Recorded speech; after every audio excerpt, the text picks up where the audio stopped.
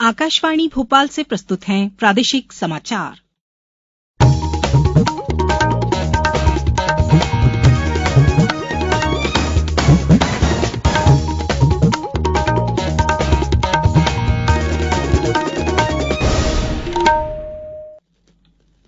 नमस्कार, समाचारों के साथ मैं राना शाहिद। पहले इस बुलेटिन के मुख्य समाचार। प्रधानमंत्री नरेंद्र मोदी ने कहा, डबल इंजन सरकार से हो रहा है दोहरा विकास, प्रदेश को दी 19,000 करोड़ रुपए से अधिक की सौगातें। अमरीकी प्रोफेसर काथलीन कारिको और ड्र्यू वाइजमैन को चिकित्सा क्षेत्र में उल्लेखनीय कार्य के लिए दिया जाएगा नोबेल पुरस्कार। रायसेन जिले के बम्होरी और सुल्तानगंज को तहसील का दर्जा मिलेगा, मुख्यमंत्री ने की घोषणा। और हांगचो एशियाई खेलों में भारत का शानदार प्रदर्शन, 3 रजत और 4 कांस्य पदक के साथ ही पदकों की संख्या 60 हुई।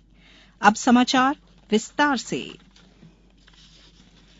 प्रधानमंत्री नरेंद्र मोदी ने कहा कि कोई सरकार एक वर्ष में जितने काम करती है, हमारी सरकार ने उतने कार्य एक दिन में किए हैं। उन्होंने कल ग्वालियर में सभा को संबोधित करते हुए कहा कि मध्यप्रदेश का डबल इंजन सरकार पर भरोसा है।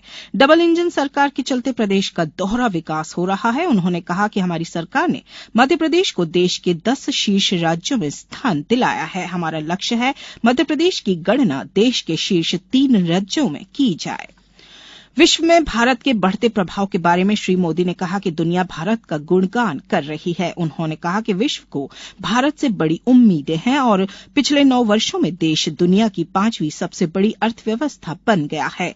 उन्होंने विश्वास व्यक्त किया कि मेरे अगले कार्यकाल में भारत विश्व की सबसे बड़ी अर्थव्यवस्था होगा।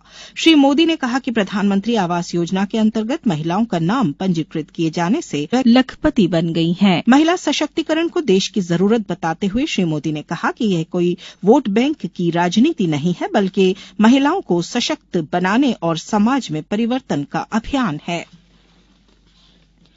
श्री मोदी ने ग्वालियर में लगभग 19,260 करोड़ रुपए की कई विकास परियोजनाओं का शिलान्यास और लोकार्पण किया। उन्होंने दिल्ली वडोदरा एक्सप्रेस वे भी राष्ट्र को समर्पित किया। इसका निर्माण करीब 11,895 करोड़ रुपए की लागत से किया गया है। प्रधानमंत्री ने 1,880 करोड़ रुपए की लागत वाली 5 अलग अलग सड़क परियोजनाओं की आधारशिला भी रखी। श्री मोदी ने 140 करोड़ रुपए की लागत से प्रधानमंत्री आवास योजना ग्रामीण के अंतर्गत करीब 2,20,000 और प्रधानमंत्री आवास योजना शहरी के अंतर्गत बनाए गए करीब 1,355 से अधिक मकान भी लाभार्थियों को सौंपे। प्रधानमंत्री ने ग्वालियर और श्योपुर जिले के लिए 1,530 करोड़ रुपए से अधिक की लागत वाली जल जीवन मिशन परियोजनाओं का शिलान्यास किया। प्रधानमंत्री ने ग्वालियर, विदिशा, बैतूल, कटनी, बुरहानपुर, नरसिंहपुर, दमोह और आगरमालवा में गहन चिकित्सालय देखभाल इकाइयों की भी आधारशिला रखी। इनके निर्माण पर 150 करोड़ रुपए से अधिक की लागत आएगी। श्री मोदी ने आईआईटी इंदौर के शैक्षणिक भवन का लोकार्पण किया और परिसर में छात्रावास सहित अन्य भवनों की आधारशिला रखी। प्रधानमंत्री ने इंदौर में मल्टी मॉडल लॉजिस्टिक्स पार्क और उज्जैन में एकीकृत औद्योगिक टाउनशिप की भी आधारशिला रखी और ग्वालियर में अटल बिहारी वाजपेयी दिव्यांग खेल प्रशिक्षण केंद्र भी राष्ट्र को समर्पित किया। चिकित्सा या शरीर विज्ञान क्षेत्र में वर्ष 2023 का नोबेल पुरस्कार संयुक्त रूप से हंगरी मूल की अमरीकी प्रोफेसर काथलीन कारिको और अमरीका के प्रोफेसर ड्र्यू वाइजमैन को प्रदान किया जाएगा। इन दोनों वैज्ञानिकों ने ऐसी प्रौद्योगिकी विकसित की जिससे mRNA आधारित कोविड टीकों का निर्माण संभव हो सका।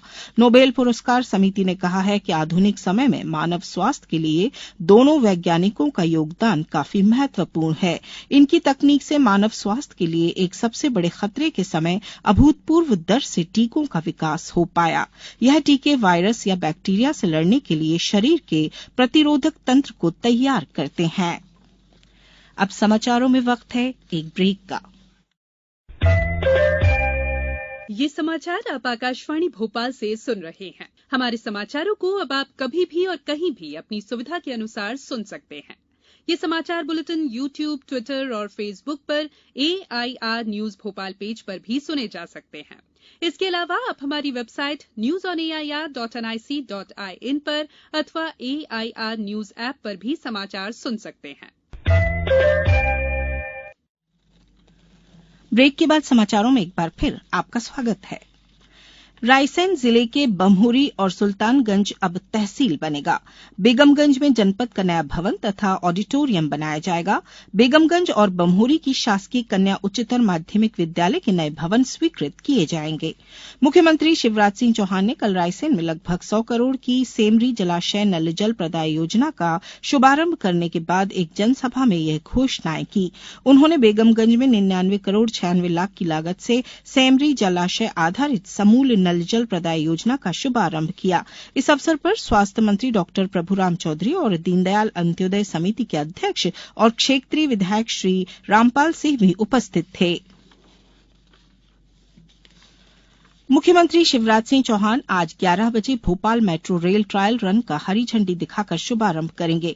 ट्रायल रन का शुभारंभ कार्यक्रम सुभाषनगर डिपो में होगा।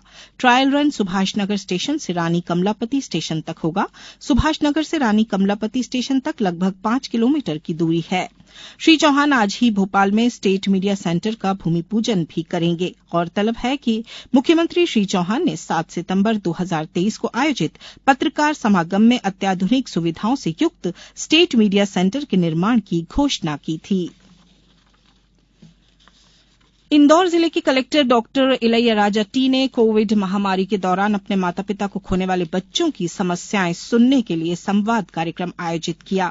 मुख्यमंत्री कोविड बाल सेवा योजना एवं प्रधानमंत्री केयर फॉर चिल्ड्रन योजना के पात्र बच्चों से संवाद कार्यक्रम के तहत कलेक्टर डॉक्टर इलैयाराजा टी ने बच्चों से चर्चा कर उनकी समस्याओं का निराकरण किया। बच्चों को साइकिल, मिठाई, स्कूल बैग और अन्य उपहार भी दिए गए।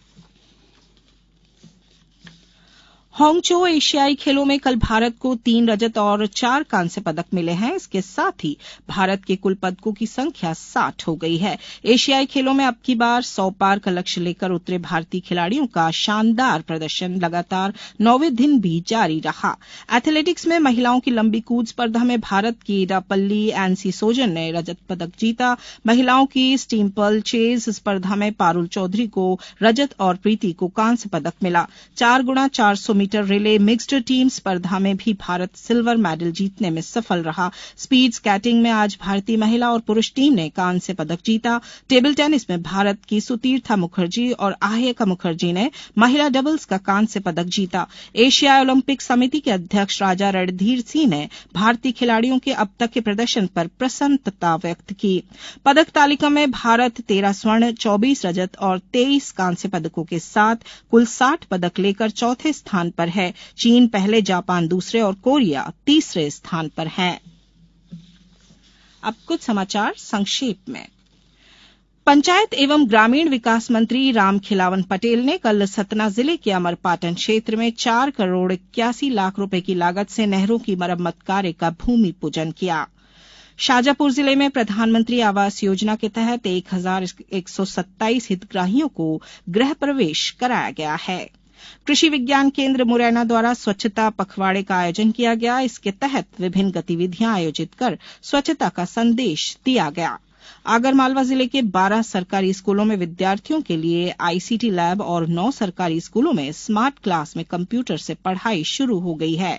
गांधी जयंती के अवसर पर कल श्योपुर जिले नया गांव में स्वच्छता जागरूकता का आयोजन किया गया। अंत में मुख्य समाचार एक बार फिर।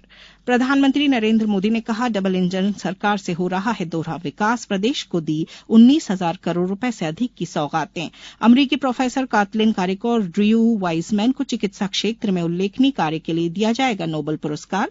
रायसेन जिले के बम्होरी और सुल्तानगंज को तहसील का दर्जा मिलेगा, मुख्यमंत्री ने की घोषणा। और हांगझो एशियाई खेलों में भारत का शानदार प्रदर्शन, 3 रजत और 4 कांस्य पदक के साथ ही पदकों की संख्या 60 हुई। इस बुलेटिन में बस इतना ही। नमस्कार।